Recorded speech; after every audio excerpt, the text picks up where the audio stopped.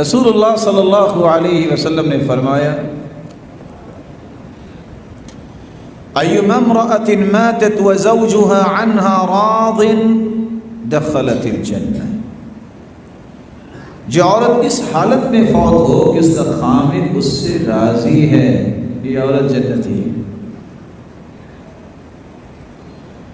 اطاعت والا کام اگر اس نے نہیں کیا، وہ سمجھے کہ میں تہجد گزار ہوں، اسے یہ حدیث یاد رکھنی چاہیے۔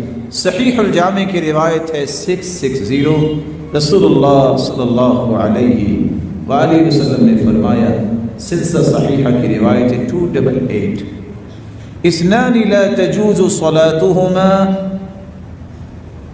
اثنان لا تجاوز صلاتهما رؤوسهما، دو ایسے ہیں جن کی نماز قبول ہونا تو دور کی بات ہے، سر سے بھی اوپر نہیں جاتی۔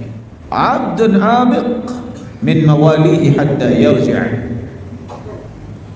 غلام اپنے آقاؤں سے دوڑ گیا ہے، جب تک وہ واپس نہیں آتا اس کی نماز تو قبول نہیں ہوگی۔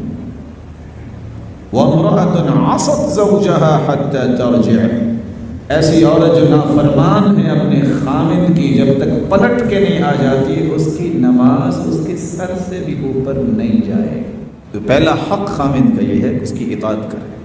کہاں جا کے مسائل بنتے ہیں؟ لو میں پھر اپنے بہن بھائی چھوڑ دوں، کوئی بھی نہیں کہتا چھوڑ دو، نہ چھوڑنے چاہیے، بلکہ بہن بھائیوں سے اچھا تعلق رکھنا چاہیے، اکرام کرنا چاہیے، عزت دینی چاہیے۔ اللہ کے رسول کے پاس تو حالہ تشریف لائی جو سیدہ خدیجہ کی بہن تھی، اللہ کے رسول خوشی سے کہتے ہیں اللہم حالہ، حالہ آ گئی ہے، احترام کیا اس کا، کون کہتا ہے؟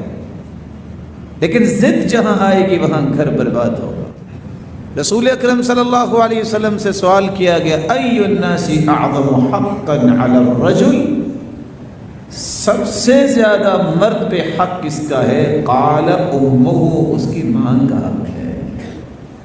وای الناس اعظم حقا علی المرأة، عورت پہ سب سے زیادہ حق کس کا ہے؟ قال زوجها، اس کے خامد کا حق۔ جب شریعت یہ کہہ رہی ہے کہ عورت پہ سب سے زیادہ خامد کا حق ہے، آپ کون ہیں جو کہیں کہ میں آپ کا حق تو نہیں مانتی، یہاں میں اپنی بہن کو رکھوں گی، اپنے بھائی کو، وہ کو منع کر رہا ہے؟ بہن کو بھی رکھو، بھائی کو بھی، لیکن سب سے زیادہ حق تجھ پہ تیرے خامد کا ہے۔